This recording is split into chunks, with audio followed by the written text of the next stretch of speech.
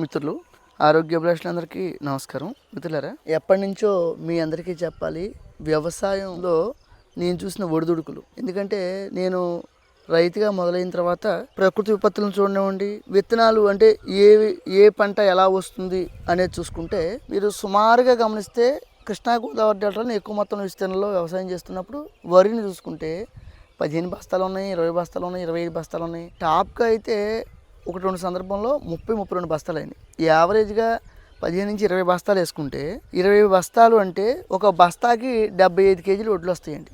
మేము 75 కేజీలు మాట్లాడుతుంటాం. కొంతమంది మన తెలంగాణ ప్రాంతాల్లో అయితే క్వింటాల్లో మాట్లాడుతుంటారు. మనం బస్తాల లెక్కేస్తాం. 20 బస్తాలు అయితే దాదాపుగా 1500 కేజీలు వడ్లు వస్తే వాటిని సంవత్సరాలకు పైగా దగ్గర దాచుకుంటే 300 నుంచి 400 కేజీలకు పైగా పోతుంది తరుగు. ఒక 500 కేజీలు తీసేసిన 1000 కేజీలు వడ్లు ఉంటాయండి. 1000 కేజీల వడ్లలో మనం మిల్లింగ్ చేపిస్తే ఒక 500 నుంచి 600 కేజీలు దగ్గరగా బియ్యాలు వస్తాయి. 600 కేజీలు బియ్యం వస్తే దాన్ని ఎంత పెట్టి 100 రూపాయలు పెట్టి అమ్మితే సుమారుగా 60,000 వస్తాయి అనుకోండి అని నేను మామూలుగా ఉదాహరణకు చెప్తున్నానండి. అది మీరు గమనించండి. అది 100కి పెట్టి అమ్మినా లేదంటే 150 రూపాయలకి పెట్టి అమ్మినా మీకు దాదాపుగా 150 రూపాయలకి పెట్టి అమ్ముకున్న కేజీ బియ్యం దాదాపుగా ఒక 90,000 రూపాయలు వస్తాయి. 90,000 రూపాయలు వస్తే చేసేదా కౌలు పొలాలు ఏమండి. కౌలు దాదాపుగా ఎకరానికి 20,000కి పైగా కౌలు కట్టాలి. ఆ తర్వాత ట్రాక్టర్లను ఉపయోగిస్తే కుప్ప దొక్కడానికి కానీ లేదు 3-4 సార్లు దుక్కులకి దమ్ములకి అన్నిటికీ ఉపయోగిస్తే 6,000 రూపాయలు ట్రాక్టర్కి కట్టాలి. ఇది కాకుండా విత్తనాలు మనమే కాబట్టి దానికి ఏమీ ఖర్చు లేదు. మనం నాట్లేకి ముందే ఘనజీవామృతాన్ని ఏర్పాటు చేసుకుని గోమూత్రం మాట్లాడుతూ ఉంటాం. గోమూత్రంతో పప్పుల పిండి, అలాగే చెరుకు రసం, బెల్లం అటువంటివి ఏవైతే ఉన్నాయో తీపి వస్తువులు వాటితో మనం ఏం చేస్తామండి, అన్నీ కలిపి ఘనజీవామృతాన్ని ఏర్పాటు చేస్తాం. ఎకరానికి ఎన్ని కేజీలు వాడతామంటే 200 కేజీలకు పైగా అండి. 1000 కేజీలు పచ్చి ఆవు పేడ, గోమూత్రం, పప్పుల పిండి అన్నీ చేస్తే 180 నుంచి ఎండిపోతే 200 కేజీలు మాత్రమే ఘనజీవామృతం వస్తుంది. అది వేస్తాం. దానికి తక్కువలో తక్కువ అది ఉదాహరణ చెప్తున్నాను. ఒక 3,000 రూపాయలు ఖర్చు చేసుకున్న ట్రాక్టర్కి 6, దానికి 3 కవులు 29,000 ఖర్చు అయింది అండి. నారుమడి పోసి నారు తీసి నాట్లు వేయడానికి సుమారుగా తక్కువ ఉంటే ఒక 6,000 నుంచి 7,000 రూపాయలు ఖర్చు అవుతుంది అనుకోండి. ఒక ఎకరాకి చేసుకుంటే ఎంత ఖర్చు అవుతుంది? అది ఒక 29, ఇది ఒక 6-7 అనుకోండి. దాదాపుగా ఒక 35-36 రూపాయలు ఖర్చు అవుతుంది. ఆ తర్వాత ఎకరానికి 18 నుంచి 20,000 రూపాయలు కలుపు తీయడానికి ఖర్చు అవుతుంది. ఇక్కడ చాలామంది మాట్లాడుతూ కలుపు తీయడానికి కూడా ఈ మధ్యన నూకలు చల్లితే పోతుందంట. అసలు ఇదండి ఆ విధానమే తప్పు. ఎందుకు తప్పు అంటున్నానంటే, మీరు ఎప్పుడు కూడా వరిచేలో మనుషులు నడిచినప్పుడు మాత్రమే ఆ దుబ్బు కదులుతుంది. ఆ దుబ్బు కదిలినప్పుడు గాలి వెలుతురు తగిలి మొక్క ఆరోగ్యంగా ఉంటుంది, దుబ్బు చేస్తుంది. నడవాలి ఖచ్చితంగా కదండి. వరిచేలో ఖచ్చితంగా నడవాలి. ఎందుకంటే ఆ సాయిల్ ఉంటుంది, అలా బీసిపోయి ఉంటుంది. నడిచినప్పుడు ఏమవుతుందంటే కదులుతుంది మొక్క అని చెప్పి మనం మాట్లాడుకున్నాం. అట్లా సుమారుగా ఎంత ఖర్చు అయిందండి? దాదాపుగా ఆ యొక్క 35,000, ఇదొక 18 నుంచి 20,000 అంటే 55,000 రూపాయలు ఖర్చు అయింది. ఆ తర్వాత చేతికోత కోపిస్తాం మనం. చేతికోత కోయడం, పనాన్ని పెట్టుకోవడం, కట్టేత కట్టడం, కుప్పలు వేయడం, కుప్పలు తీయడం, సుమారుగా అనుకుంటే రఫ్గా ఒక 10 నుంచి 12,000 ఖర్చు అవుతుంది అనుకోండి. అందరికీ గోడౌన్లు ఉండవుగా, నిలవ పెట్టుకోవడానికి రైతులందరికీ ఉండవు కదా. నేను నిలవ పెట్టుకోవడానికి గోడానికి ప్రతి నెల ఒక 150 రూపాయలు వేసుకున్నా దానికి ఒక 2,000 రూపాయలకు పైగా ఒక సంవత్సరం నుంచి సంవత్సరానికి దగ్గర అంటే 2,000 రూపాయలకు పైగా ఖర్చు అవుతుంది. ఇవి కాకుండా ఇది ఒక 6 నెలలు ఏమండి, ఇది ఒక 6 నెలలు ప్రాసెస్ పడుతుంది అనుకోండి. ఇది నారుమడి పోయడము, నారు తీయడము, నాట్లు వేయడము, కలుపులు తీసుకోవడం, కోతలు కోయడం, దాచుకోవడం, ఇదంతా 6 నెలల ప్రాసెస్ అనుకోండి. 150 రోజుల పంటలు ఉన్నాయి, 6 నెలల పంటలు ఉన్నాయి, 7 నెలల పంటలు ఉన్నాయి అనుకోండి.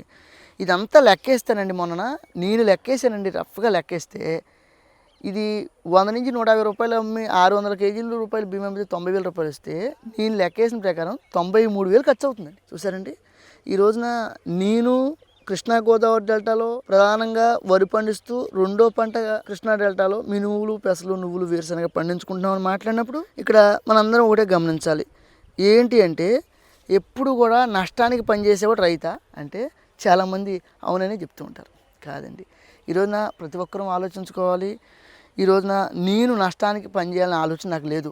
ఎందుకంటే నేను ఏదైతే పండిస్తున్నానో దాన్ని బట్టి నేను కోట్లు సంపాదించకపోయినా దళారులాగా, వ్యాపారస్తుల్లాగా నేను ఏదైతే పండించుకున్నానో, నేను రైతే రాజు అన్న కాన్సెప్ట్ నమ్ముతాను. నేను పండించేది పరిపూర్ణమైన సహజమైన గో ఆధారిత ప్రకృతి వ్యవసాయం కాబట్టి అమృతం లాంటి ఆహారం మీ అందరికీ అందిస్తున్నప్పుడు నేను దేంట్లో రాజీ పడవలసిన అవసరం లేదు. చాలామంది మాట్లాడుతూ మీ దగ్గర రేట్లు ఎక్కువ అంటారు. అవును, నేను దగ్గర రేట్లు ఎక్కువే. ఎందుకంటే ఎందుకు రేట్లు ఎక్కువ అనేది ప్రధానంగా తెలుసుకోవాలి. ఇది ఎప్పుడు సాధ్యమవుతుంది? రేట్లు తగ్గుతాయి, మనందరికీ ఆహారం అందుతుందంటే మన ఊళ్ళో ఉన్నారు కదా, విమర్శించడానికి మాత్రమే ఉంటారు.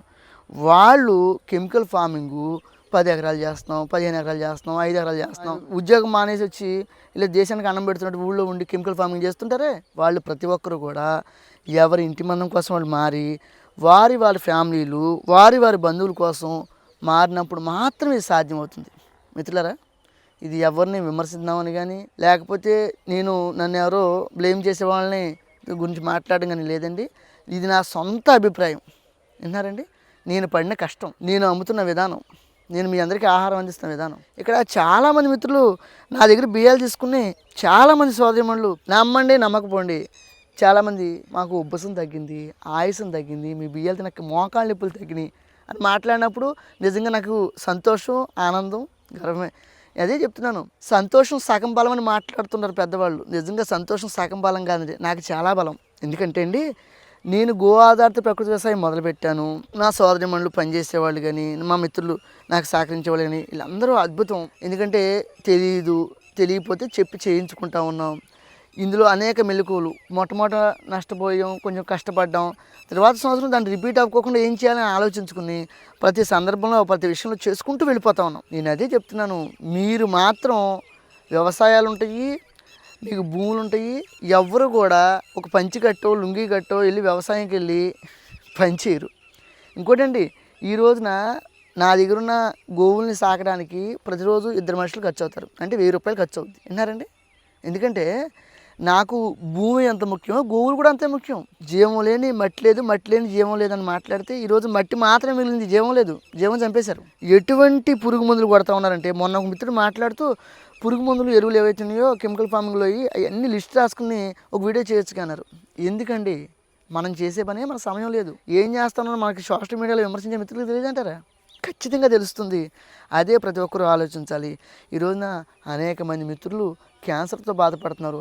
నిజంగా అండి, నా చిన్నతనంలో క్యాన్సర్ అంటే నాకు భయం వేసేది. నాకే కాదు, చాలామంది మిత్రులకు భయం వేసేది.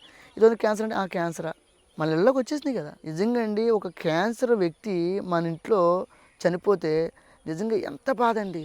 ఎంత డబ్బులు ఖర్చు పెట్టినా కానీ రికవర్ అవ్వదు. క్యాన్సర్ అనేది వస్తే చెదలు పట్టినట్టు తినేస్తూ వెళ్ళిపోతూ ఉంటుంది. నిజంగా అది ఆహారం, మంచి వైద్యం వల్లే అది రికవర్ అవుతారు తప్ప వేరేగా కాదు. ఈ మధ్యకాలంలో చాలామంది మిత్రులు మాట్లాడుతూ మీ దగ్గర మేము బియ్యాలు తిన్నాము, మీరు చెప్తూ ఉంటారు, నేను చెప్పినట్టు చేయండి షుగర్ తగ్గుతుందంటే ఇది నేర్చుకున్నాను కొంతమంది పెద్దల ద్వారా.